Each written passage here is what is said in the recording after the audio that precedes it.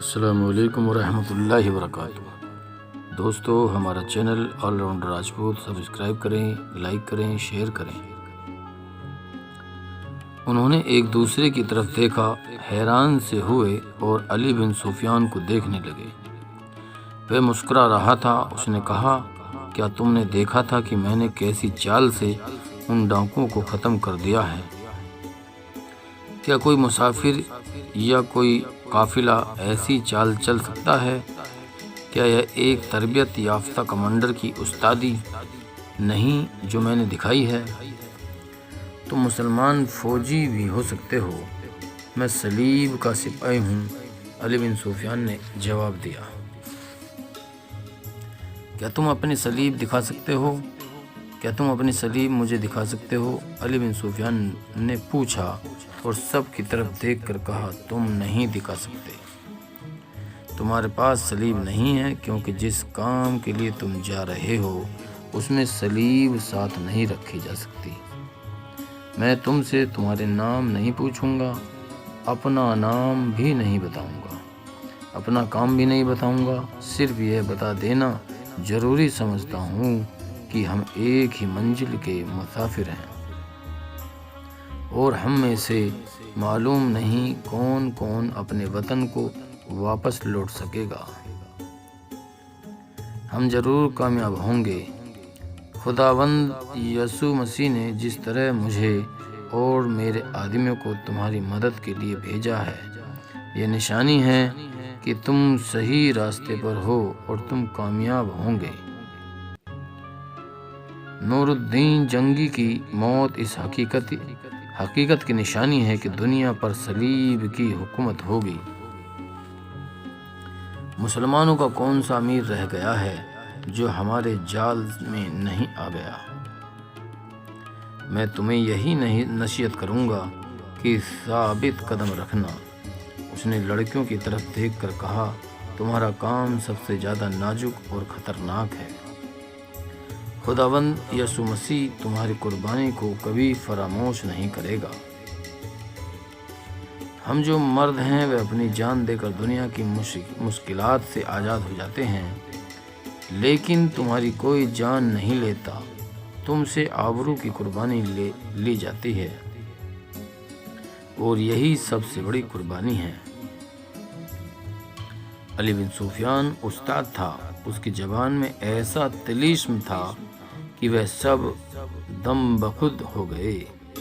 تھوڑی سی دیر سے اس نے ان سے کہلوا لیا کہ وہ صلیبی ہیں اور تخریب کاری کے لیے دمشق اور دیگر علاقوں میں جا رہے ہیں۔ وہ بھی تاجروں کے بھیس میں تھے۔ علی بن سفیان صلیبیوں کے نظامی جاسوسی کی خفیہ باتیں اور اصطلاحیں جانتا تھا۔ اس وقت تک بے شمار صلیبی جاسوس پکڑوا کر ان سے اقبال جرم کروا چکا تھا۔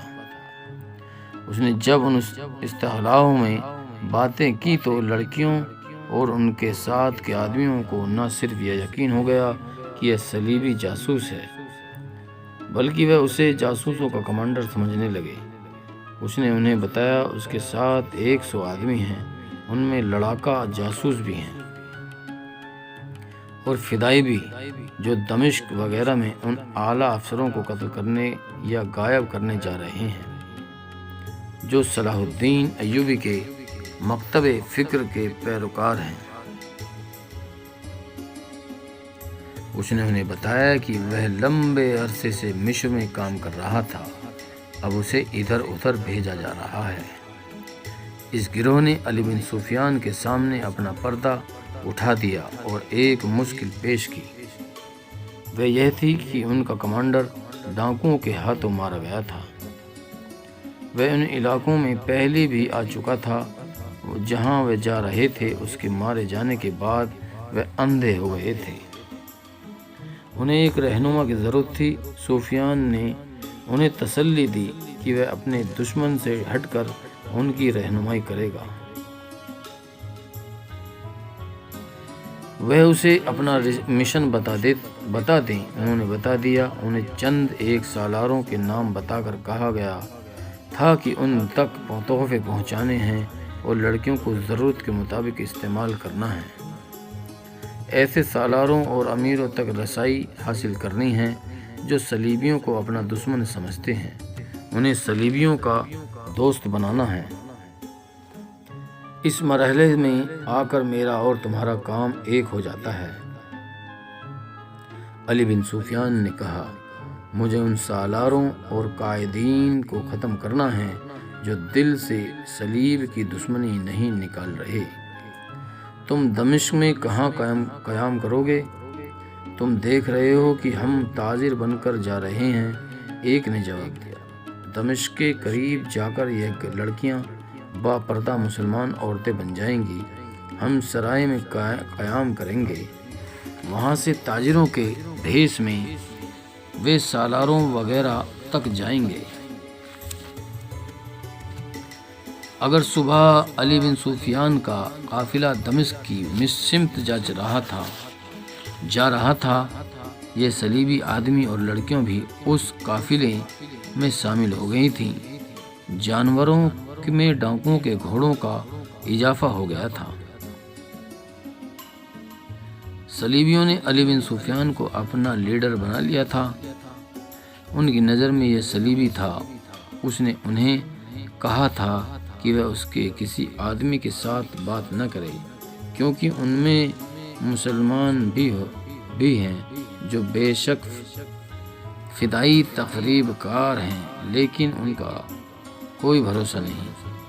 راستے میں علی بن سفیان ان صلیبیوں کو اپنے ساتھ رکھا اور ان سے باتیں پوچھتا رہا۔ اسے کام کی بہت سی باتیں معلوم ہو گئیں۔ اگلے روز قافلہ دمشق میں داخل ہوا۔ علی بن سفیان کے ہدایت پر سرائے میں جانے کی بجائے قافلے نے ایک میدان میں خیمے گاڑ دیے۔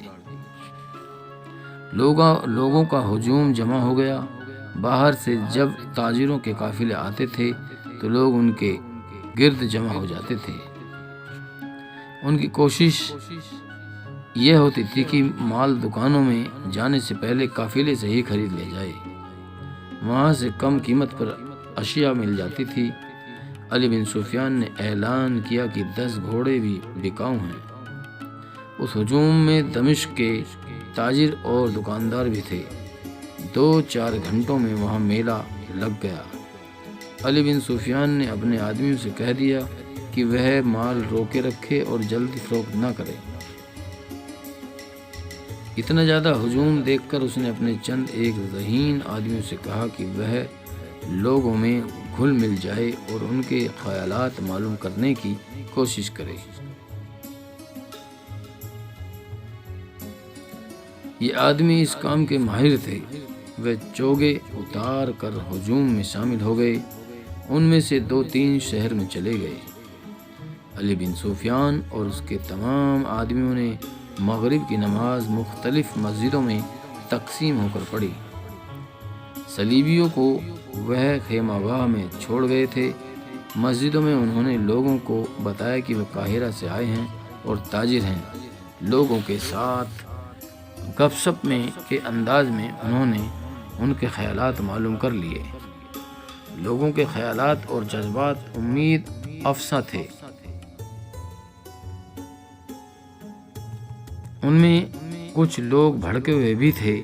وہ نئے خلیفہ اور عمرہ کے خلاف باتیں کرتے تھے، اور ان میں اونچی حیثیت کے لوگ بھی تھے جو جانتے اور سمجھتے تھے کہ دنیائے اسلام کو صلیب للکار رہی ہے اور اپنی خلافت عیاش عمرہ کے ہاتھ آ گئی ہے۔ وہ بہت پریشان تھے اور کہتے تھے کہ جنگی کے بعد صرف سلطان صلاح الدین ایوبی ہے جو اسلام کا نام زندہ رکھ سکتا ہے۔ علی بن سفیان نے اپنے آدمیوں کو بتا دیا تھا کہ یہ لڑکیاں اور آدمی صلیبی ہیں، اور ان پر یہی ظاہر کرتے رہیں کہ ہم سب صلیب کے مشن پر آئے ہیں۔ انہیں کوئی شک نہیں ہوا تھا۔ علی بن سفیان نے انہیں بتا دیا تھا کہ وہ آج رات آرام کریں اور اس کی اجازت کا انتظار کریں۔ رات کو وہ ایک سالار توفیق جداد کے گھر چلا گیا۔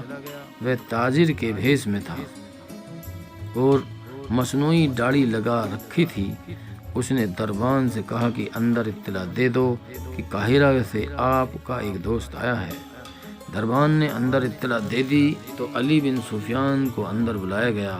علی بن سفیان کو اس شخص پر بھروسہ تھا۔ اس نے اپنے آنے کا مقصد بتایا اور یہ بھی بتایا کہ کچھ صلیبی جاسوسوں اور لڑکیوں کو پھانس لایا ہے اور اب یہ سوچنا ہے کہ انہیں کس طرح استعمال کیا جائے۔ دوستو، ہمارا channel all rounder Rajput subscribe کریں، لائک کریں، شیئر کریں۔